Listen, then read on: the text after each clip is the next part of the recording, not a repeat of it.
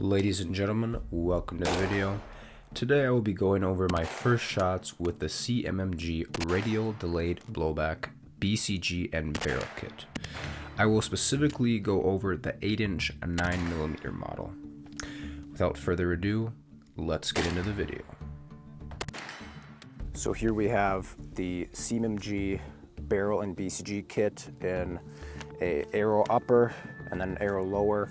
And then we have a Midwest Industries handguard, Dead Air Xeno brake, Hollow Sun HS 510C, standard carbine weight, and then obviously we got the brace.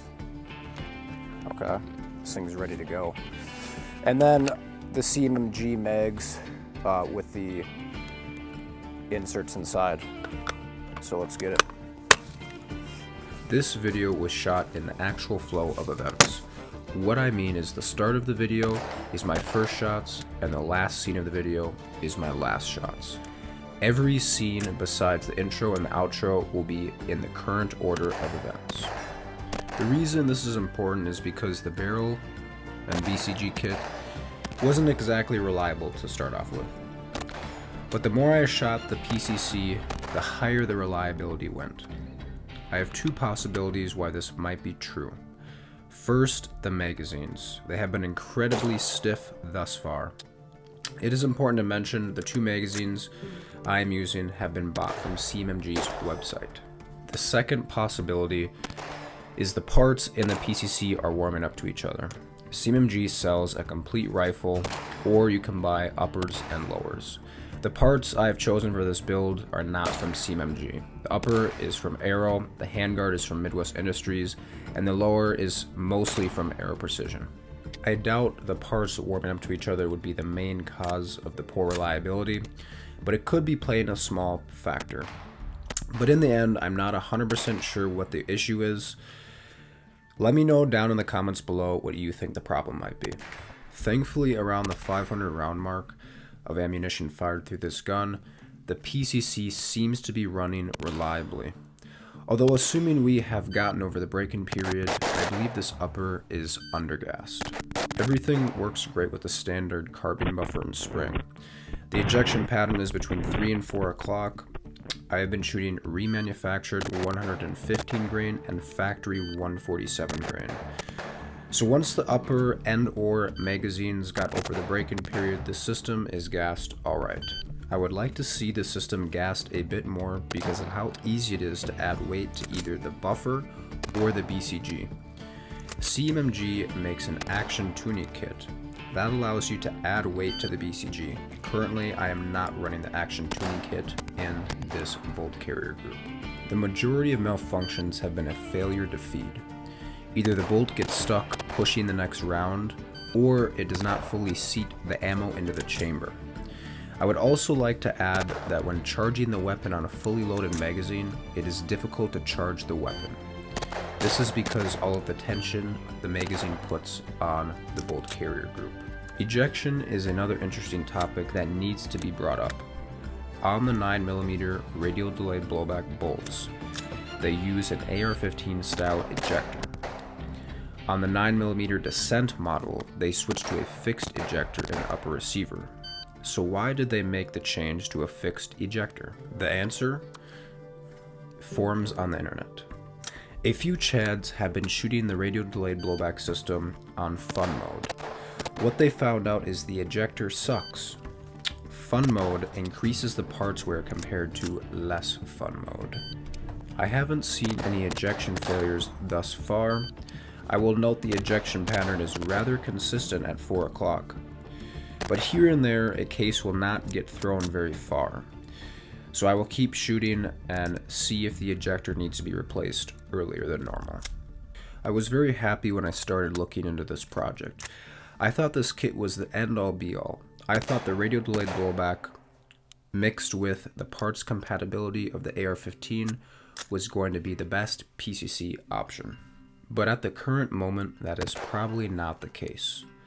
The Descent takes the radio delayed blowback to the ultimate small PCC. You can have a folding stock and a short barrel for a small, lightweight package. But the issue is you give up the ability to tune weight in the system. It would be cool if CMMG made an AR-15 9mm radial delayed blowback upper with the fixed ejector. That would add the tunability to the system to make for the ultimate winning combination. With all that being said, is the current system still viable? With only 550 rounds through the system, I am in no position to make an argument for or against the radial delayed blowback system. It seems like the upper and the magazine just got over the break-in process. Moving forward, if everything works reliably and the ejector needs to be changed a little bit earlier than normal, that is okay. After doing research and seeing other people's shared experiences, that seems to be the case. Once the radial delayed blowback system works, it does perform quite well. With a reduction in recoil compared to a direct blowback system, it allows the shooter to make faster follow-up shots, which is the name of the game when it comes to a 9mm PCC. This upper was actually built for a customer of mine. He already had a 300 blackout for home defense, but he wanted something with a little less recoil. Without a suppressor, this disqualified him from taking advantage of the reduced recoil of 300 blackout subsonic ammunition. The 9mm PCC checked all the boxes for him. The system is lightweight, and it uses a very common round that is easy to source for a low price. Being able to train with less expensive ammo allows you to get more training in. The recoil of 9mm is very light. This allows for an easier weapon manipulation. For example, what if you have to shoot one-handed? A light recoiling gun also allows unexperienced shooters to become more accurate. Combine the benefits of 9mm with the parts compatibility of the AR-15, and you have a very cost-effective and easy-to-maintain firearm. So for the average person, a 9mm PCC makes a lot of sense. The real question is, does the radial delay blowback compete with the MP5, the GigaChad of the PCC world? Without a direct comparison of the two, there is no way to tell. We have a lot of assurances from the MP5, but there isn't a lot of assurances from the radial delayed blowback system. At this point, the reliability is questionable for the radial delayed blowback system, in my opinion, from what I've seen, which is kind of a nail in the coffin for anyone who is really serious about using one of these for protecting their life. Hopefully the new Descent with the fixed ejector will be very reliable. It is cool that you can choose between PMag insert and the Glock mags, but I personally would recommend the Glock mags based off my experience. Even though the radial delay blowback system is off to a rough start, that doesn't mean that it will be unreliable. I'm going to have to keep testing and keep shooting it, and we'll see how it performs moving forward. Let's see if this thing will shoot with this brace attachment. It's a little bit heavier, so it's going to weigh the recoil impulse down, and it was already struggling with that to begin with, so let's give it another go. I would not recommend running the adapter because the spacer does add weight and it slows down the bolt, which led to not getting the last round bolt hold open, which is a key sign that the system is undergassed. In conclusion, I cannot say if the radial delay blowback system is reliable, but I can say I do not recommend the CMMG mags with the insert. If you enjoyed this video, please remember to show me the YouTube love, like the video, comment, share the video, and subscribe to the channel, and stay tuned for more content.